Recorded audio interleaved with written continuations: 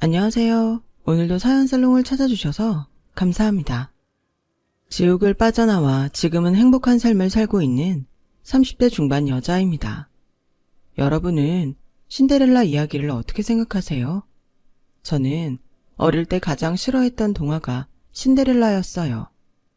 아무리 생각해도 신데렐라의 아버지는 용서가 되지 않았거든요. 자신의 딸이 그런 차별과 구박을 받는데 그걸 알아차리지 못하다니 부모로서 자격이 없다고 생각했어요. 그리고 또 한 가지 싫어했던 이유가 있었는데 그건 계모와 언니들에게 구박을 받던 신데렐라가 마지막엔 왕자와 만나 결혼을 한다는 것도 저는 싫더라고요.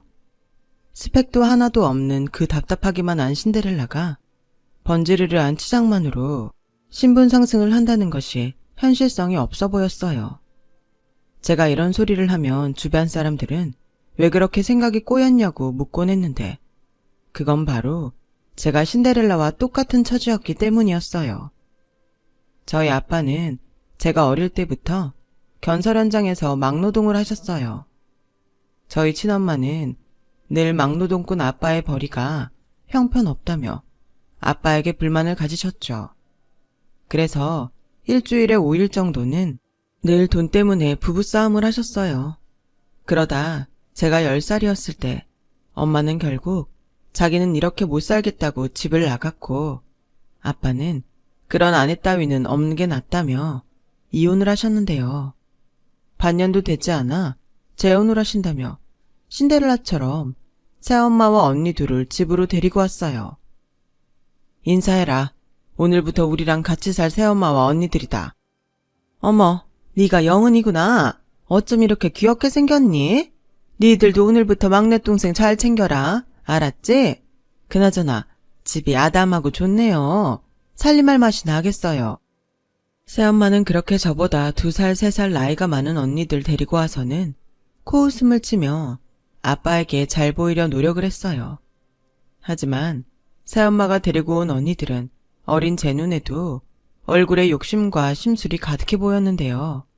굴러온 돌이 박힌 돌 뺀다고 친딸인 저보다 아빠의 사랑을 더 받겠다며 둘이 갖은 아양을 부리는데 어린 저였지만 그 꼴이 참 보기 싫더라고요. 그리고 아빠는 어느 시기부터 큰 공사들이 많다며 지방에 내려가 일을 하셨어요. 그렇다 보니 저는 자연스럽게 새 엄마와 언니들과 있는 시간이 많아졌고 아빠가 집에 자주 없으니 그들은 금방 본색을 드러내면서 저는 억울하고 서러운 시간을 보내야 했어요. 새엄마는 아빠가 없는 동안 저를 대놓고 당신의 친딸과 차별했고 아빠에게는 매일같이 제가 자기를 새엄마라며 싫어하고 언니들을 괴롭히며 학교에서는 말썽만 피운다고 거짓말까지 했는데 아빠는 어이없게도 새엄마의 말을 고지고대로 믿더군요. 게다가 언니들은 그런 새엄마를 등에 업고 본격적으로 둘이 짜고 저를 괴롭히기 시작했는데 다른 건 다 참아도 언니들이 제 물건에 허락도 없이 손을 대는 건 도저히 참을 수 없었죠. 그거 내 필통 아니야? 왜 마음대로 내 물건 가져가? 그거 짝꿍이 생일 선물이라고 사준 거란 말이야. 당장 내놔. 생일 선물?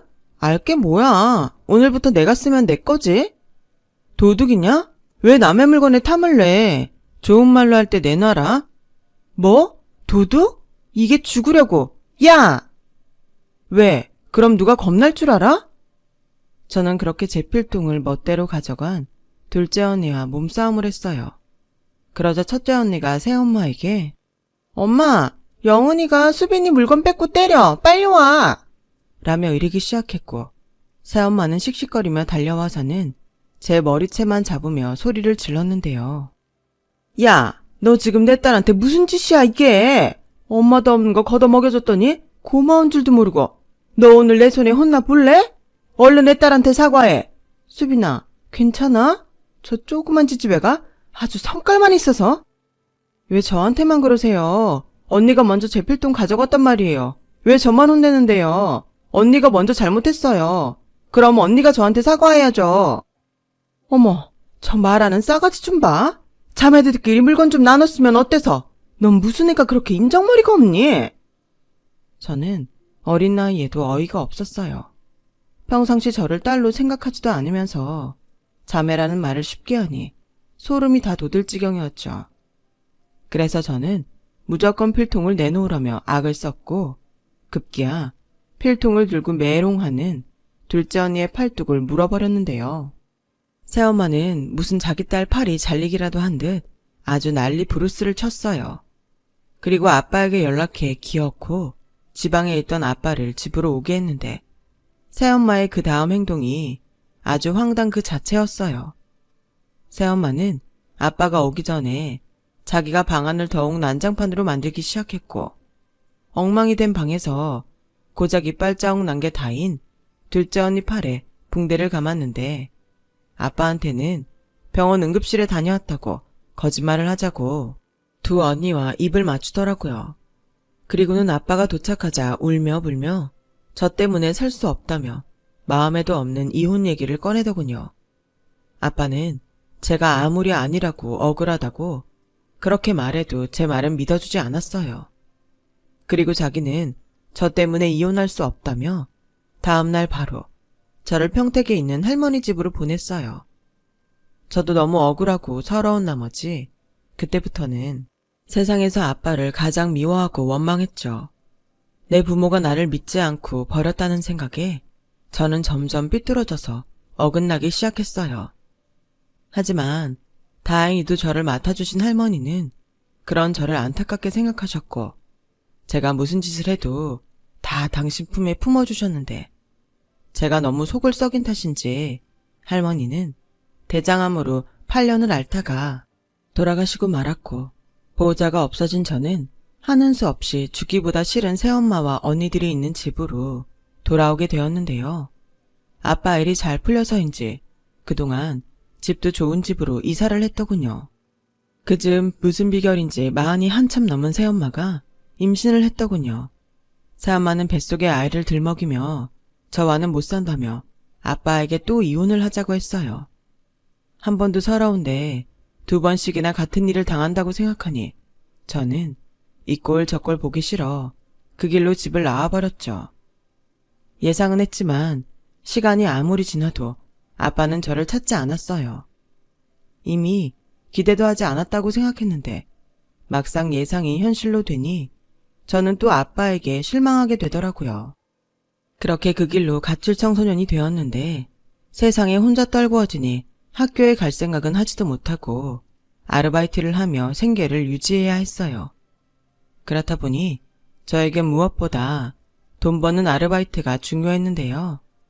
제가 가출 청소년이다 보니 간혹 그걸 이용해 급여를 주지 않으려 하는 악덕 사장님들이 있었죠. 저는 번번이 그런 사장님 때문에 고생을 해야 했는데 그런 힘든 상황에도 제 발로 집에는 가고 싶지 않았어요. 그리고 그날도 한 달 동안 일한 월급을 받지 못해 뭔가 마음이 힘들었는데 배가 너무 고프더라고요. 그때였어요. 하늘이 이번에는 제가 불쌍했는지 밥이라도 먹으라는 듯 현수막 하나가 눈에 들어왔는데요. 그건 말로만 듣던 노숙자들에게 무료로 식사를 나눠준다는 안내문이었어요. 그걸 본 저는 배가 너무 고팠기에 창피한 것도 모르고 그곳을 찾아갔고 그날 오랜만에 밥다운 밥을 먹을 수 있었어요. 배가 부르자 저도 모르게 눈물이 쏟아지더군요. 왜 내가 어린 나이에 이렇게 지내야 하는지 서러움이 폭발했던 거였죠. 그러자 그곳에서 봉사를 하시던 한 아주머니께서 그런 저를 안쓰럽게 보셨는지 저에게 다가와 언제든 배가 고프면 연락을 하라고 연락처를 적어주셨지만 저는 차마 그렇게는 하고 싶지 않았어요. 꼴에 동정받는 건 싫었거든요. 그래도 배가 너무 고프면 그곳에 가서 또 공짜 밥을 얻어먹곤 했는데 그 아주머니가 이번에는 한 국밥집 명함을 주면서 그곳이 숙식이 제공되는 가게이니 다른 곳에 가서 억울한 일 당하지 말고 거기 가서 일하면 어떻겠냐고 말씀하시더라고요. 저는 다음날 바로 아주머니가 준 명함에 적혀있는 국밥집을 찾아갔어요. 그곳은 꽤나 깐깐해 보이는 중년의 주인 아주머니가 계셨는데 가게를 찾아온 저를 쭉 훑으시고는 이내 알았다는 듯 저에게 말을 걸어왔어요. 너구나? 임 여사님이 말한 애가. 네? 임 여사님이요? 아, 네. 가출했다고? 그럼 집은? 부모님은 너 안 찾니? 그런 것도 말해야 하나요? 호모, 얘 좀 봐. 혹시 기분 나빴어? 오해는 하지 마. 나는 네가 여기서 일하다 난처한 일 겪을까 봐 미리 물어본 것뿐이야. 나 딴에는 좋은 일 하는 건데 오해받으면 억울하잖아? 아, 그건 걱정하지 않으셔도 돼요. 저희 가족은 저 안 찾거든요. 그래? 어떻게 들릴지는 모르겠지만 잘 됐다. 그럼 일은 언제부터 할래? 바로 시작할 수 있어요. 대신 월급은 꼭 주셔야 해요. 그럼 그건 걱정하지 마라. 대신 너도 돈값은 해야 한다? 저는 그렇게 그 가게에서 일하게 되었어요.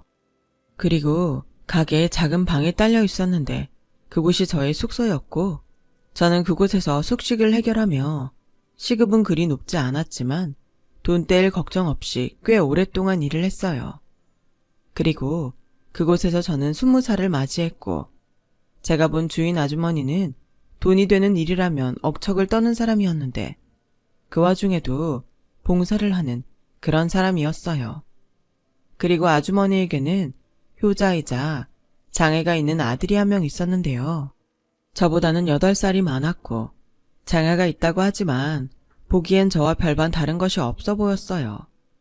그래서 처음엔 장애가 있다는 말에 놀라기도 했는데 나중에 조금 친해졌을 때 슬쩍 물어보니 시력이 좋지 않아 장애 판정을 받았다고 하더라고요. 눈이 많이 나빠요? 얼마나 나쁘면 장애 판정을 받아요? 안경 쓰면 괜찮아. 요즘 안경들 잘 나오잖아. 그럼 안경 벗으면 하나도 안 보여요? 아니, 시력이 많이 나쁠 뿐이지 안 보이는 건 아니야. 저는 솔직히 이해할 수 없었어요. 세상엔 시력 안 좋은 사람이 많잖아요. 그런데 그런 걸로 장애 판정을 받았다는 것이 저는 신기했고 안경만 있으면 아무렇지 않다니 평상시에도 장애가 있다는 생각은 못하고 가게 일을 자주 함께 있는데 그렇게 둘이 함께하는 시간이 많다 보니까 어느새 저희 둘은 마음이 통해 1년이란 짧은 연애 끝에 결혼을 약속하게 됐는데요. 이제는 시어머니가 된 주인 아주머니는 깐깐한 사람이긴 했지만 사연 많은 저를 반대하지 않고 기꺼이 당신 며느리로 받아들여줬어요. 그리고 그때는 시어머니가 표현은 퉁명스럽게 해도 마음은 좋은 분이라고 생각했는데 막상 직원이 아닌 가족이 되고부터는 상상도 하지 못할 사실들을 직면하게 되었어요. 글쎄, 알고 보니 이 사람들은 대외적인 얼굴과 진짜 얼굴이 달라도 너무 다른 사람들이었던 거예요. 게다가 시어머니는 마음에서 우러나와 봉사를 하는 것이 아니었고 자신의 가게 홍보를 위해 봉사를 하는 사람이었는데 그 덕인지 시어머니의 국밥집은 착한 가게로 입소문이 나서 손님이 많았어요. 간혹 봉사자님의 연줄로 단체 주문도 들어와 큰 돈을 벌기도 했는데 이쯤 되니 시어머니의 전략은 틀리지 않은 듯 보였어요. 뭐 그건 그거대로 먹고 살기 위해 시어머니가 머리를 썼다고 치면 되지만 도저히 용서할 수 없는 또 하나의 사실은 남편의 장애였어요. 시력 때문에 장애 판정을 받았다는 남편은 사실은 정신장애가 있어 장애 판정을 받은 거였고 평상시에는 아무 문제 없다가 욱하는 일이 있으면 분노 조절을 못해서 그때는 약을 먹어야 했던 거였죠. 이쯤이면 사기 결혼 같아 저는 어떻게 해야 하나 무서워지더라고요. 남편은 최근 몇 년 동안은 약 먹을 일이 없었다며 저에게 거짓말한 건 미안하지만 저를 행복하게 해주겠다는 약속은 진짜라며 자기를 믿어달라고 했는데요. 그 약속은 끝내 지켜지지 않았어요. 결혼 후 시어머니 집에서 신혼을 시작했어요. 그리고 남편과 저는 시어머니의 가게에서 일을 했는데 직원이 아닌 가족의 입장이 되고 보니 시어머니는 근무시간 개념도 없이 저에게 일을 시키셨어요. 국밥집 일이 많거든요. 국물도 미리 준비해서 오래 끓여놔야 하고 김치면 밑반찬도 매일 만들어야 하니 시어머니는 어쩌면 그래서 남편과 저의 결혼을 좋아하셨는지도 모르겠어요. 게다가 직원일 때는 월급이라도 받았는데 가족이 되고부터는 제대로 돈도 주지 않으시더군요. 제가 예전처럼 월급을 주셨으면 좋겠다고 조심히 말을 하자 시어머니는 도끼 눈을 하고는 가족끼리 무슨 월급? 그리고 네가 무슨 돈이 필요해? 집 걱정이 있어? 굶을 걱정이 있어? 그래도 저도 필요한 게 있잖아요. 화장품도 사야 하고 옷도 사야 하고. 그런 건 다 필요 없는 것들이야. 화장품은 샤워하고 바르는 크림 하나면 되고 옷은 내가 봉사 가면 얻어오면 되니 그거 입어라. 넌 뭐 할 줄 아는 것도 없으면서 뭔 욕심이 그렇게 많아? 제가 욕심이 많다고요? 그럼 저 어머니 가게 말고 다른 가게에서 일할게요. 그럼 최소한 월급은 받을 테고 생활비 드릴 테니 그렇게는 안 돼요? 야, 가족끼리 인건비도 줄이고 그래야지. 너는 무슨 애가 네 욕심 채우는 것밖에 모르니? 이게 다 니들 위해서 그러는 거잖아. 나 죽으면 내 가게면 내 재산이 어디로 가겠니? 니들 나중에 편하게 살라고 이렇게 고생을 하는데 그 마음 하나 몰라주니? 이건 뭐 근본도 없는 걸 그래도 며느리라고 받아줬더니 아주 보따리 내놓으라고 지랄을 하네. 아직 한참 꾸미고 싶을 20대인 저에게 시어머니는 갖은 욕을 하며 저에게 욕심이 많다며 그런 건 모두 사치라고 하셨어요. 그래도 신혼 초에는 남편이 시어머니 몰래 제가 필요하다는 걸 사주곤 했는데요. 그것도 1년이 조금 넘으니 그 밥에 그나물이라고 시어머니와 다를 바가 없었어요. 아깝다는 거죠. 그리고요, 지금 생각하면 그것보다 더욱 비참한 생각이 드는데 처음엔 불편하고 불만스러웠던 그런 생활들이 시간이 지나면서 그런 것도 적응이라고 점차 아무렇지 않게 느껴졌다는 거였어요. 그게 익숙해지다 보니 저 역시도 그 사람들과 비슷한 생각을 하게 된 거였죠. 그래도 저는 무조건 분가를 하고 경제적인 독립을 해야 한다고 생각했어요. 그래서 남편에게 매일 분가의 필요성을 이야기했고 남편은 효자인지라 저의 말이 불편하자 급기야 화를 내기 시작했어요. 좀 그만해. 넌 우리 엄마가 그렇게 싫으냐? 우리 엄마 가출한 너 받아준 사람이고 아무것도 없는 널 조건 없이 받아준 사람이야. 그럼 고마워할 줄 알아야지.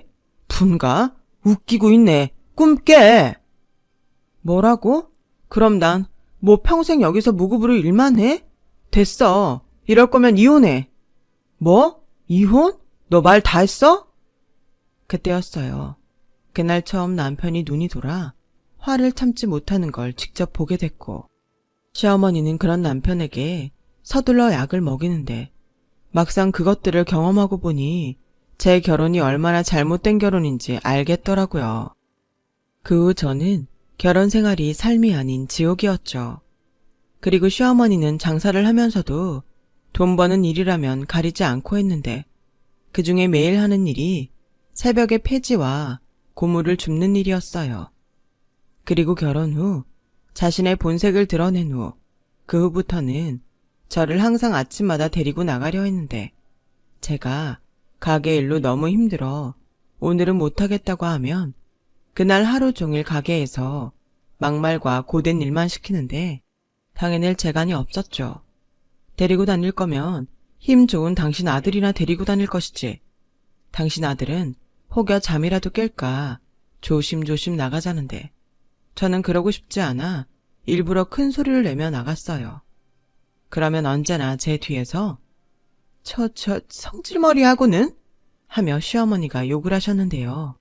저도 그쯤이면 그러거나 말거나 눈치도 안 보게 되더라고요. 그리고 저도 꾀가 나 값 나가는 고물들을 보면 시어머니 몰래 따로 챙겨 팔아서 돈을 만들곤 했는데 유일하게 돈을 만들 수 있는 수단이다 보니 저도 어느새 새벽이건 밤이건 길을 걸으면 고물이 어디 있을까 두리번거리게 됐어요.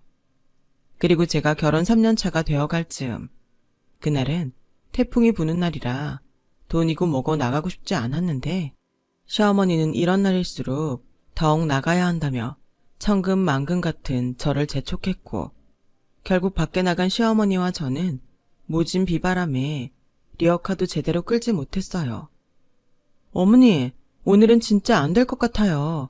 이러다 다치시면 병원비가 더 나와요. 무슨 소리야? 나는 10년 넘게 하루도 걸러본 적이 없어. 이런 태풍 따위는 아무것도 아니라니까? 난 폭설이 내려도 끄떡없던 사람이야. 그리고 이런 날은 경쟁자도 없으니 얼마나 좋아.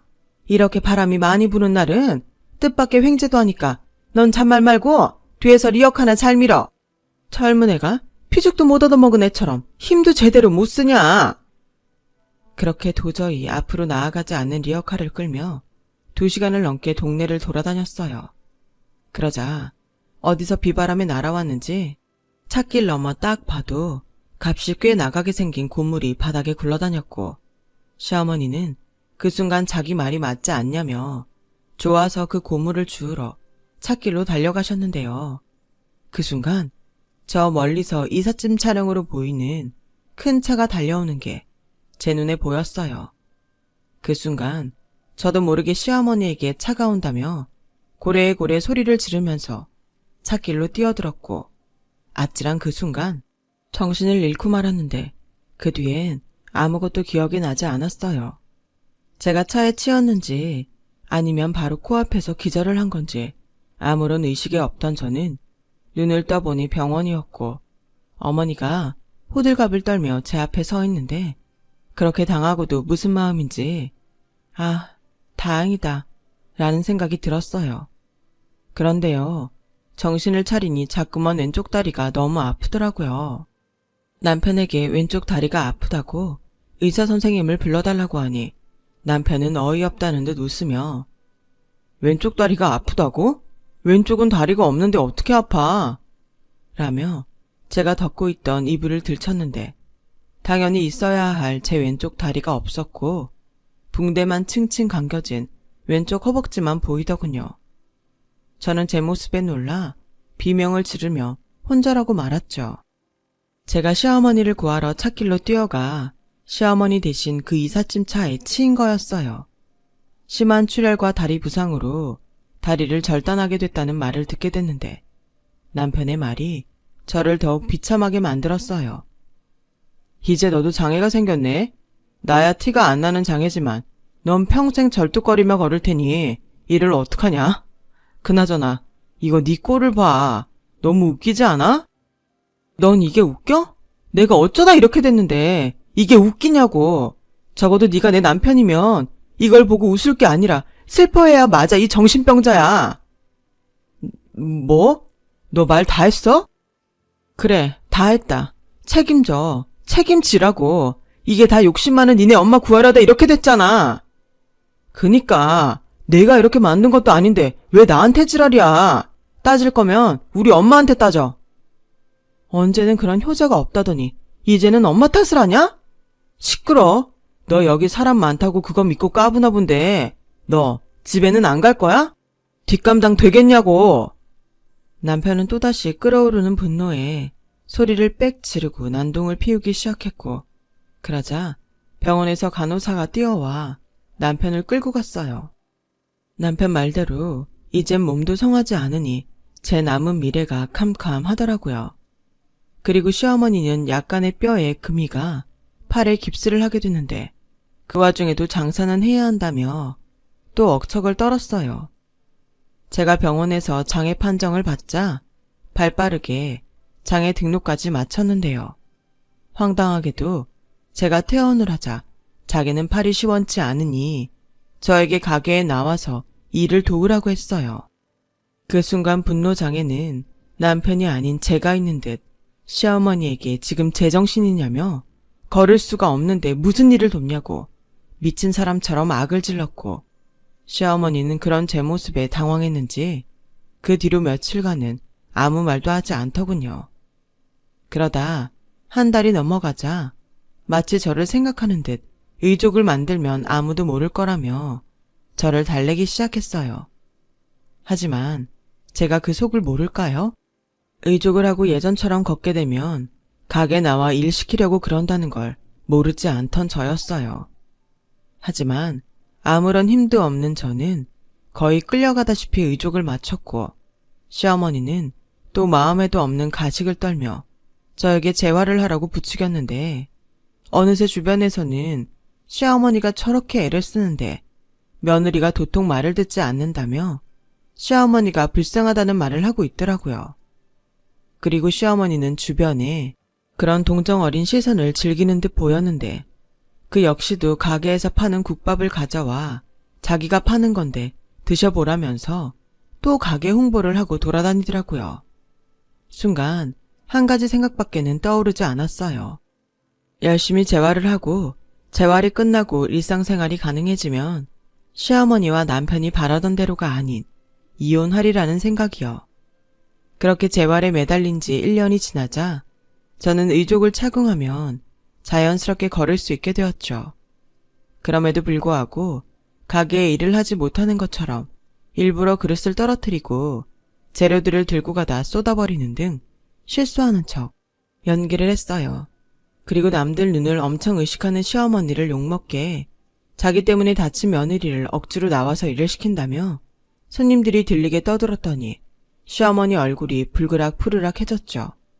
이내 저를 주방으로 끌고 와서는 이렇게 말씀하셨는데요. 너 일부러 나 엿먹이려고 그러는 거지? 패은망덕한 것. 제가요? 제가 누구 때문에 다쳤는데요. 저 어머님 봉사 다니는 거기에 가서도 전부 다 얘기할 거예요. 그 사람들이 어머니 실체를 알고도 지금처럼 어머니를 착한 가게 사장님이라고 말씀해 주실지 모르겠네요. 뭐야? 결국 저의 협박이 먹혔는지 시어머니는 내일부터 가게에 나오지도 말고 집 밖으로도 나오지 말라고 하셨는데요.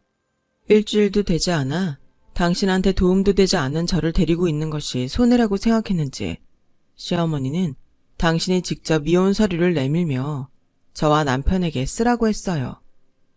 네가 내 아들한테 그랬다며? 이혼하자고.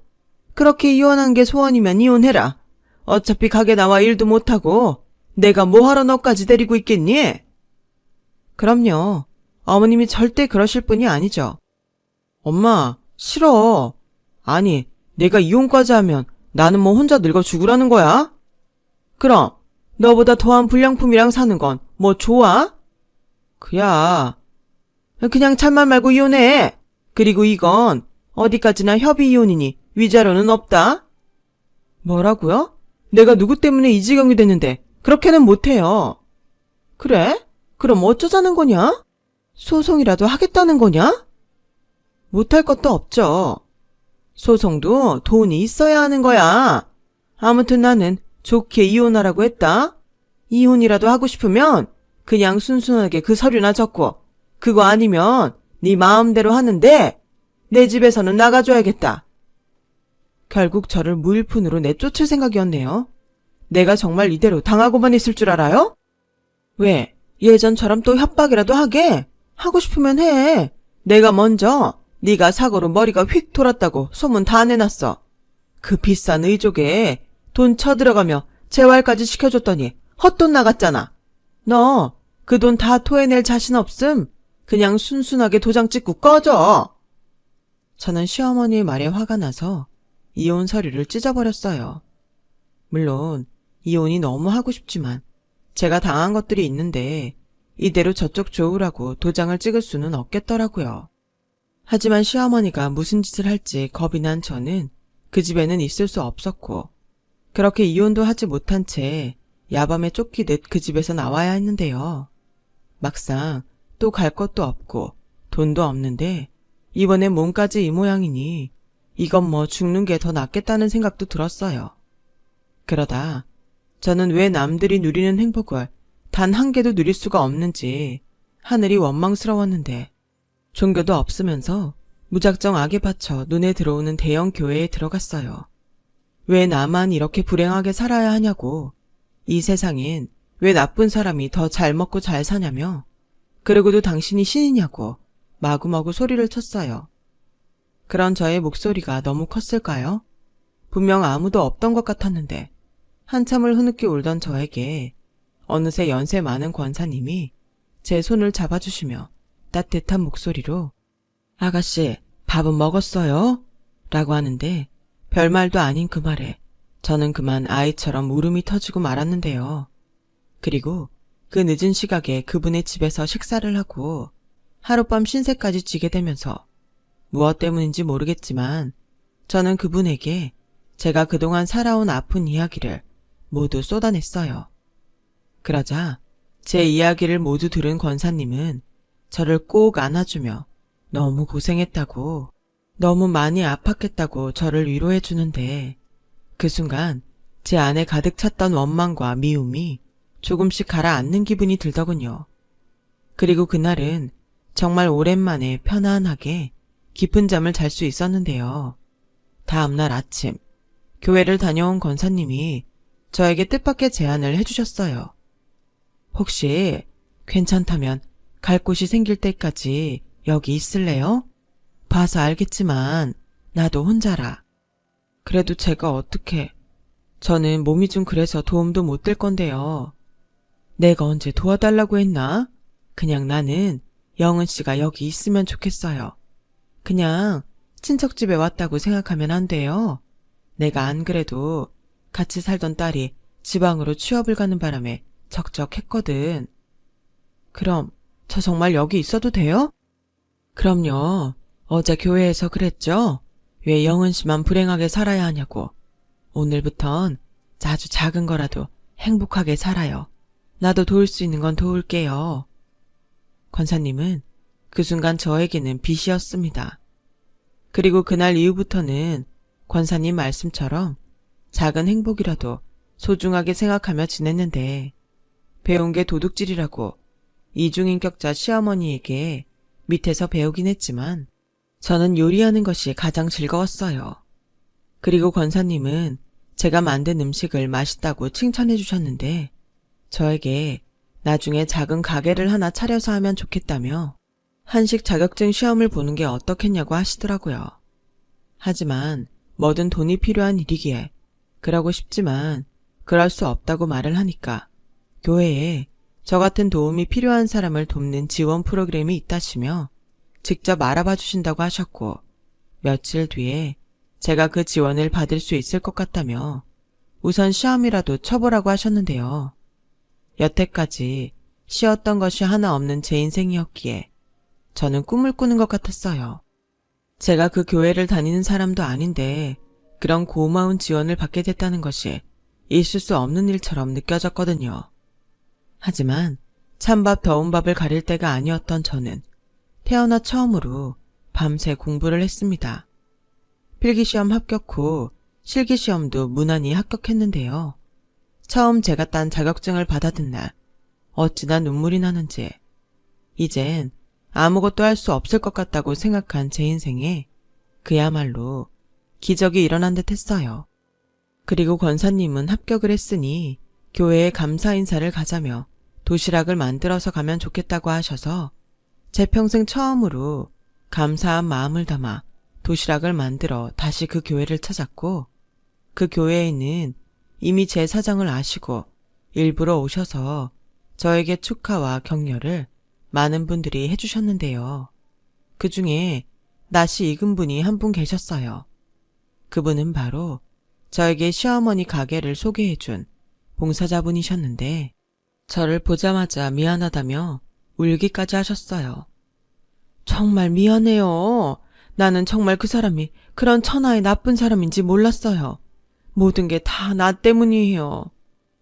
아니에요. 솔직히 원망할 때도 있었지만 결혼은 제가 원해서 했고 제가 이렇게 된 건 아주머니 잘못이 아니니 그러지 마시고 일어나세요. 그리고 아주머니는 저를 이렇게 만든 시어머니를 가만둘 수 없다며 제가 원하면 시어머니에게 복수할 기회를 주고 싶다고 하셨는데요. 저는 그렇게 마음이 넓은 사람이 아닌지 그 사람들에게 되갚아 주고 싶었죠. 그래서 아주머니가 하자는 대로 하기로 했는데 아주머니의 제안은 정말 뜻밖이었어요. 우리 처음 만났을 때는 학생이었으니까 내가 말을 놓을게요. 그래도 됐지?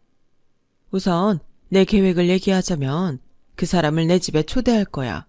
그리고 너는 내 수양딸로 소개할 건데 그때 네가 당한 것들을 모두 이야기해. 난 그걸 녹음도 하고 녹화도 할 거야. 그리고 그걸로 네 이혼 소송도 도울 거고 그 사람의 진짜 얼굴을 세상에 뿌릴 생각인데 넌 어떠니? 저는 아주머니의 말에 고개를 끄덕였어요. 사실 정말 그렇게만 된다면 평생의 소원을 쓰는 거라고 해도 상관없는 기분이었거든요. 그래서 아주머니가 말씀한 날 아주머니 댁에 갔고 저는 처음으로 대저택을 구경할 수 있었는데요. 제가 도착해서 예쁜 옷과 화장을 하고 준비해 주신 휠체어를 탔는데 그때 밖에서 익숙한 목소리가 들려왔어요. 임 여사님, 그동안 안녕하셨어요? 오늘은 무슨 일로 저를 집에까지 다 초대를 해주셨는지 정말 감개무량하네요. 무슨 그렇게까지요. 오늘은 제가 부탁이 있어서 이렇게 바쁘신 거 알지만 사장님을 집으로 오시라 했습니다. 바쁘긴요? 아닙니다. 무슨 부탁이신지. 근데 듣자 하니 며느님이 집을 나가셨다고요? 아휴, 네. 저의 며느리가 크게 다치고 마음의 병이 심했거든요. 어떻게든 제가 끼고 딸처럼 품었어야 했는데 결국 집을 나가고 말았네요. 성하지도 않은 몸으로 지금쯤 어디서 무얼 하고 있을지 그것만 생각하면 가슴이 미어지는 게 속이 다 타들어가는 것 같아요. 아, 죄송합니다. 면뒤 얘기만 나오면 제가 눈물이 나와서. 그러셨군요. 사장님 마음고생이 많으셨네요. 좋은 일 많이 하시니 분명 며느님도 사장님 마음 알고 돌아올 거예요. 그럼 제가 죽어도 여한이 없죠. 그나저나 부탁하실 일은 뭘까요? 아, 사실은요.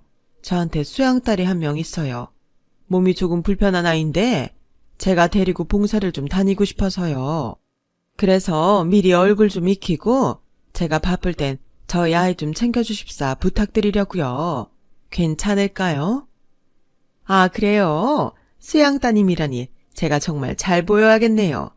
저도 장애가 있는 아이 엄마라 그 마음이 뭔지 압니다. 그렇게 말씀해 주실 줄 알았습니다. 그럼 잠시만 기다리실래요? 제 딸아이 한번 보고 가세요. 제가 나으라고 할게요. 아주머니는 그렇게 거실에서 말씀을 하고 제가 있는 방으로 들어오셨어요. 그리고 같이 나가면 또 안면 몰수하고 연기를 할 수 있으니 저 먼저 나가보라고 하셨는데 제가 탄 휠체어에는 초소형 카메라가 달려 있었어요. 그리고 이윽고 저는 문을 열고 거실로 나갔고 고개를 두리번거리며 집안을 구경하던 시어머니는 얼굴 가득 가식적인 미소를 띠며 저를 쳐다봤는데 저를 알아보고는 얼굴이 싹 굳어졌고 복화술을 하는 것처럼 조용히 다가왔는데요. 네가 왜 여기서 나와? 그리고 임 여사님은? 엄마는 좀 이따 나오신다고 저더러 먼저 나가라고 하셨어요. 엄마라고? 그럼 네가 이 집 수양딸이라는 거니? 말도 안 돼. 너 도대체 무슨 짓을 한 거야? 그리고 설마 허튼 소리 한 건 아니겠지? 무슨 소리요? 어머님이 실제로는 욕심만 많은 가짜 봉사자라는 말이요? 아니면 저를 여태 돈 한 푼 없이 부려먹다 자기 때문에 이 지경이 됐는데 하자품이라면 나가라고 했다는 말이요? 쉿, 조용히 해. 그래, 뭐 어찌됐든 알겠다. 내가 미안해. 내가 진짜 죽을 죄를 졌어. 그러니 제발 임 여사님한테는 아무 소리 하지 마라. 설마 벌써 한 거 아니지? 그래도 가출 청소녀였던 너를 거둔 건 사실이잖아. 그렇죠. 아마 싼 임금에 쓸 수 있다고 생각하신 거죠. 엄마한테도 잘 보일 수 있었을 거고. 그때였어요. 방에서 아주머니가 나오셨고 제가 또 알지 못하는 이야기를 하기 시작했는데 시어머니는 마치 무슨 귀신의 집에 온 듯 온몸을 부들부들 떠셨어요. 그런 거였군요. 전 그것도 모르고 이 아이 데리고 있어주면 다달이 숙식 제공 받는 값을 드리겠다고 했으니 이래저래 이득을 많이 보셨네요. 아니 임 여사님, 그건 오해입니다. 약속대로 숙식 제공했고 월급도 줬어요. 줬죠. 숙식 제공받은 값을 뺀 돈이요. 저 얘기 다 들었어요. 그리고 사장님이 봉사자들 사이에 퍼뜨린 영은이에 대한 거짓말도 이미 다 알고 있어요. 이제 그만 저희 딸한테 사과하시죠. 이혼 소송도 곧 진행될 겁니다. 그동안 안 주신 임금, 위자료 준비하셔야 할 거예요. 아니, 도대체 제가 뭔데 이렇게까지 하십니까? 수양딸이라지만 남이잖아요. 아니지, 임 여사님이 저희 며느리 엄마면 저와는 사돈지간인데. 사돈이요? 그쪽 구한다고 몸이 저렇게 됐는데 내쫓아놓고 이제 와서 사돈이요? 그리고도 당신이 사람입니까? 저는 억울합니다. 아니에요. 지금 여사님께서도 제한테 속고 계신 거예요. 근본도 없는 아이 말을 다 믿으십니까? 이미 이 집에서 당신이 우리 아이를 본 순간 했던 말들이 모두 녹화됐어요. 발뺌해도 소용없단 말입니다. 그리고 저희 딸아이 사고 났던 도로 CCTV도 제가 다 확보했어요. 벌써 그쪽 사람한테 합의금까지 다 챙기셨더군요. 아니, 그걸 다 어떻게? 저요, 돈 많고 당신 같은 사람 제일 증오합니다. 그랬던 제가 저 아이를 당신한테로 보냈다고 생각하면 아주 참을 수가 없어요. 당신, 내가 이걸로 어디까지 할 수 있는지 단단히 각오해요. 아까 말했지만 난 시간도 많고 돈도 많으니까. 여사님, 아니 며느라, 제발 나 좀 살려다오. 그래도 너랑 나 아직은 가족이잖니? 내가 죽을 죄를 지었다. 합의금 받은 거 다 줄게, 응? 됐어요. 당신 같은 사람은 천벌받아야 해요. 내가 잃은 두 다리가 돌아올 수 없는 것처럼 당신이 지은 죄도 돌이킬 수 없으니까. 그 뒤 시어머니는 잘못했다고 빌고 또 빌었어요. 하지만 비참한 꼴로 쫓겨났고 저는 아주머니의 도움으로 이혼 소송에서 승소까지 하게 됐는데요. 시어머니와 남편에게 그간 받지 못했던 임금과 정신장애를 시각장애로 속여 결혼한 위자료까지 받게 됐어요. 결국 시어머니는 정체가 드러나 장사도 못하게 되었죠. 그 가게를 팔아 저에게 돈을 갖다 바치게 됐는데 어찌나 속이 후련하던지 그제야 제 인생이 조금은 보상받는 기분이었어요. 그리고 그 받았던 위자료를 가지고 저는 작은 식당을 하나 차렸어요. 받은 은혜를 저 역시 세상에 갚아야 한다는 생각에 10년이 지난 지금도 권사님과 아주머니를 따라 밥봉사를 다니고 있어요. 그리고 얼마 전 노숙자에게 무료 급식 봉사를 가게 됐는데 그곳에서 평생 보고 싶지 않았던 아빠를 보게 되었어요.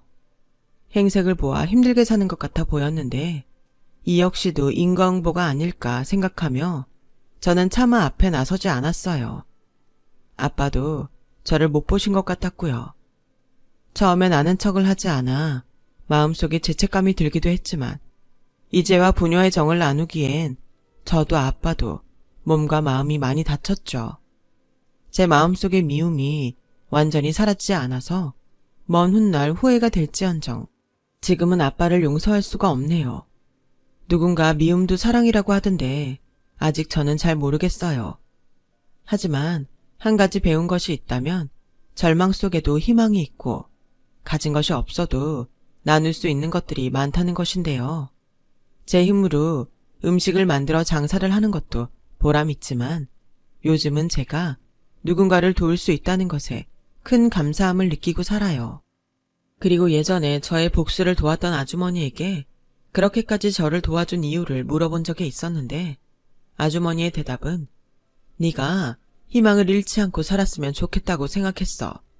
나 역시도 절망 속에서 누군가의 도움으로 위기를 극복했거든. 너도 언젠가 그런 누군가를 도울 수 있었으면 좋겠어. 그리고 그냥 해본 말이 아니라 나는 그때부터 정말로 너를 내 딸이라고 생각한단다. 그러니 너도 날 엄마라 생각하고 의지했으면 좋겠어. 하시더라고요.